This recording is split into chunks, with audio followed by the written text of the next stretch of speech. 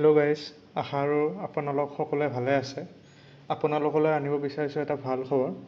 Bhattadev university পাঠশালা ইয়াতে ওলাইছে 11টা non teaching post.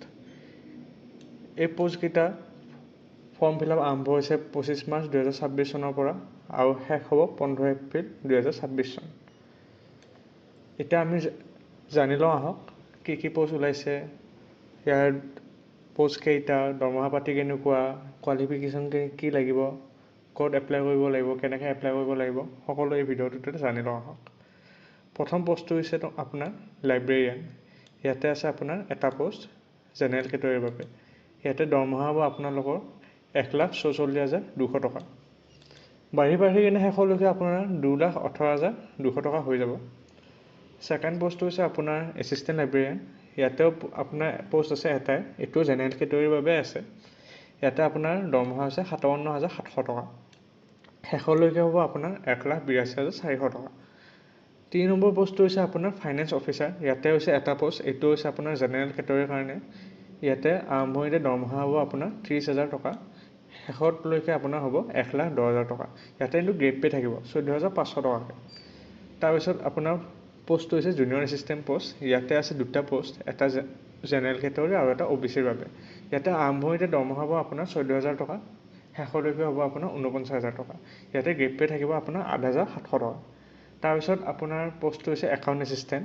ইয়াতে এটা পোষ্ট আছে, এইটো হৈছে জেনেৰেল কেটেগৰীৰ বাবে। ইয়াতে আপোনাৰ আৰম্ভণি দৰমহা হ'ব 14,000 টকা। শেষলৈকে আপোনাৰ হ'ব 49,000 টকা আৰু ইয়াতে গ্ৰেড পে থাকিব 8,700 টকা।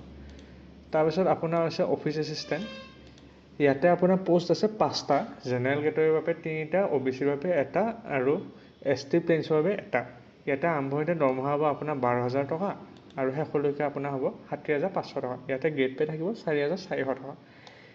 এতিয়া আমি জানি লওঁ ইয়াৰে ক্ৰাইটেৰিয়াবোৰ কেনেকুৱা। লাইব্ৰেৰিয়ানৰ কাৰণে আপোনাৰ কোৱালিফিকেশ্যন লাগিব, UGC ৰেগুলেশ্যনৰ মতে লাগিব। কিন্তু আপোনাৰ মিনিমাম কি হ'ব লাগিব, টিচাৰ বা যিকোনো একাডেমিক ষ্টাফ হিচাপে আপুনি ইউনিভাৰ্চিটি বা যিকোনো কলেজত কাম কৰা হ'ব লাগিব। তাৰপিছত এছিষ্টেণ্ট লাইব্ৰেৰিয়ান। ইয়াতো আপোনাৰ ৰেগুলেশ্যনটো UGC ৰেগুলেশ্যনৰ মতে হ'ব। কি ডিগ্ৰী লাগে UGC ৰেগুলেশ্যনৰ মতে লাগিব। কিন্তু মিনিমাম কোৱালিফিকেশ্যন কি হ'ব লাগিব, আপুনি যাতে টিচাৰ বা যিকোনো একাডেমিক ষ্টাফ হিচাপে ইউনিভাৰ্চিটি বা কলেজত কাম কৰি আছে। তাৰপিছত ফাইনেন্স অফিচাৰ। ইয়াতে আপোনাৰ ডিগ্ৰী কি লাগিব, গ্ৰেজুৱেশ্যন হ'ব লাগিব আৰু আপোনাৰ 8 বছৰ এক্সপিৰিয়েঞ্চ লাগিব। কিহত এক্সপিৰিয়েঞ্চটো লাগিব, ফাইনেন্স বা একাউণ্ট ডিপাৰ্টমেণ্টত। আৰু সেই একাউণ্ট ডিপাৰ্টমেণ্টটো হ'ব লাগিব যিকোনো গভাৰ্ণমেণ্ট বা পাব্লিক ছেক্টৰৰ অফিচ। তাৰপিছত আপোনাৰ জুনিয়ৰ এছিষ্টেণ্ট। জুনিয়ৰ এছিষ্টেণ্ট আপোনালোকৰ যিকোনো গ্ৰেজুৱেশ্যন ডিগ্ৰী হ'লেই হ'ল। ইয়াতে কিন্তু কি লাগিব, 1 বছৰৰ কম্পিউটাৰ চাৰ্টিফিকেটখন লাগিব আপোনাৰ, মানে ডিপ্ল'মা ইন কম্পিউটাৰ এপ্লিকেশ্যন বুলি যে কওঁ। আৰু আপোনাৰ লোকেল লেংগুৱেজত ভাল হ'ব লাগিব, মানে অসমীয়া লেংগুৱেজটো জানিব লাগিব। তাৰপিছত হৈছে একাউণ্ট এছিষ্টেণ্ট। ইয়াতে কোৱালিফিকেশ্যন কি লাগিব, কমাৰ্চত আপোনাৰ গ্ৰেজুৱেশ্যন লাগিব আৰু 1 বছৰৰ কম্পিউটাৰ চাৰ্টিফিকেটখন ইয়াতেও লাগিব। আৰু আপোনাৰ অসমীয়া ভাষাটো ভাল হ'ব লাগিব, মানে অসমীয়া ভাষা জানিব লাগিব। তাৰপিছত অফিচ এছিষ্টেণ্ট। ইয়াতে কিন্তু নিয়ম এটা আছে, মিনিমাম কোৱালিফিকেশ্যন আপোনাৰ ক্লাছ 10 লাগিব, মানে মেট্ৰিক পাছ হ'ব লাগিব। কিন্তু হায়েষ্ট কোৱালিফিকেশ্যন ইয়াতে ক্লাছ 12লৈকেহে, মানে হাই ছেকেণ্ডেৰীলৈকেহে হ'ব লাগিব। গ্ৰেজুৱেশ্যন হ'লে এইটো পোষ্টত এপ্লাই কৰিব নোৱাৰিব আপুনি। এতিয়া ইয়াৰ বয়স লিমিট যদিও ইয়াতে 3টা পোষ্ট মেনশ্যন কৰা আছে, কিন্তু সকলো পোষ্টৰ কাৰণে বয়স লিমিট আপোনাৰ 18 বছৰ বয়সহে মিনিমাম আৰু মেক্সিমাম 40 বছৰ বয়স। সেই ৰিলেক্সেশ্যন থাকিব বাৰু, SC/STৰ বাবে 5 বছৰ ৰিলেক্সেশ্যন, মানে মেক্সিমাম বয়সটো। OBC MOBCৰ বাবে 3 বছৰ বা আগতে চাকৰি কৰা মানুহবিলাকৰ কাৰণে 2 বছৰ।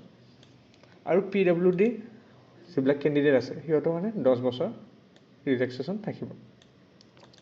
আৰু আপোনাৰ বয়সটো কি হিচাপে কেলকুলেশ্যন কৰা হ'ব, মেট্ৰিক এডমিট কাৰ্ড যিখন আছিলে আপোনালোকৰ, তাতে যিটো ডেট অফ বাৰ্থ আছে সেইটো আপোনাৰ বয়স কেলকুলেশ্যনৰ কাৰণে হিচাপ কৰিব। এতিয়া এপ্লিকেশ্যন ফিজ কিমান লাগিব, লাইব্ৰেৰিয়ান বা এছিষ্টেণ্ট লাইব্ৰেৰিয়ানৰ কাৰণে আপোনাৰ জেনেৰেল কেটেগৰী 3,000 টকা এপ্লিকেশ্যন ফিজ আৰু ৰিজাৰ্ভেশ্যনখিনিৰ কাৰণে 1,500 টকা। তাৰ ফাইনেন্স অফিচাৰৰ কাৰণে এপ্লিকেশ্যন ফিজ আপোনাৰ 2,000 টকা জেনেৰেল বা OBC কেটেগৰীৰ বাবে, আৰু SC/STৰ বাবে 1,000 টকা। জুনিয়ৰ এছিষ্টেণ্ট, একাউণ্ট এছিষ্টেণ্ট বা MTS, যিটো আমি অফিচ এছিষ্টেণ্ট MTS বুলি কৈছিলোঁ, সেইটো আপোনাৰ জেনেৰেল কেটেগৰীৰ বাবে 1,000 টকা আৰু SST বা 500 টকা।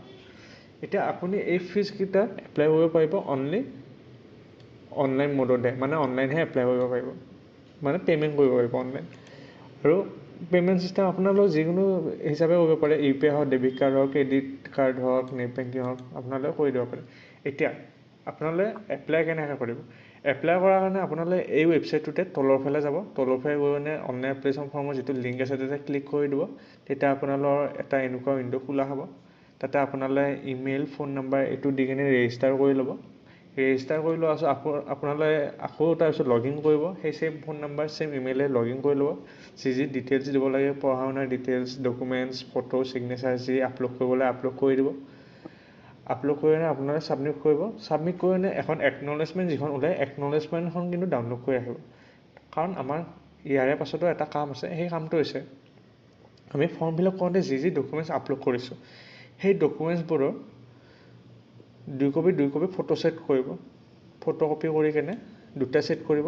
2টা ছেট কৰি কেনে কি কৰিব, আপোনালোকে যিখন একনলেজমেণ্ট ওলাইছিল সেই একনলেজমেণ্টখনৰ লগত এই ফটো কপিখন ষ্টেবল কৰি কিনে 2টা ছেট বনাব। 2টা ছেট বনাই কিনে 2খন এনভেলপত ভৰাই কিনে আপোনালোকে এই এড্ৰেছটো লিখিব, office of the registrar Bhattadev university Bajali Pathsala 781325। এইটো এড্ৰেছলৈকে আপোনালোকে পঠাব এনভেলপখন। আৰু এনভেলপখনৰ ওপৰত কিন্তু আপোনালোকে কোনটো বস্তু কাৰণে এপ্লাই কৰিছে সেইটোও লিখি দিব। Application for the post of, যদি জুনিয়ৰ এছিষ্টেণ্ট, ফাইনেন্স অফিচাৰ যদি ফাইনেন্স অফিচাৰ তেনেকৈ লিখি দিব। আৰু এটা মন কৰিবলগীয়া কথা, আপোনালোকে কিন্তু প্ৰতিটো বস্তুৰ কাৰণে এটা ফৰ্ম ফিল আপ কৰিব লাগিব। যদি গোটেইটা বস্তুৰ কাৰণে কৰিব বিচাৰিছে, গোটেইটাত এটা হিচাপে ফৰ্ম ফিল আপ কৰিব লাগিব ছেপাৰেটলি। এতিয়া আপোনালোকে যদি এনেকৈ আৰু চাকৰি এডভাৰ্টাইজ পাই থাকিব বিচাৰে, তেতিয়াহ'লে আপোনালোকে এই ৱেবছাইটটোতে ইয়াতে আপোনালোকে ইমেইলটো দি থ'ব পাৰে, ইমেইলতো আহি থাকিব। বা আপোনালোকে হোৱাটছএপ চেনেল বা টেলিগ্ৰাম চেনেল জইন কৰি ল'ব পাৰে। এই দুটা যিকোনো এটাত জইন কৰি ল'লে হ'ল, আপোনালোকে এডভাৰ্টাইজ পাই থাকিব। ধন্যবাদ।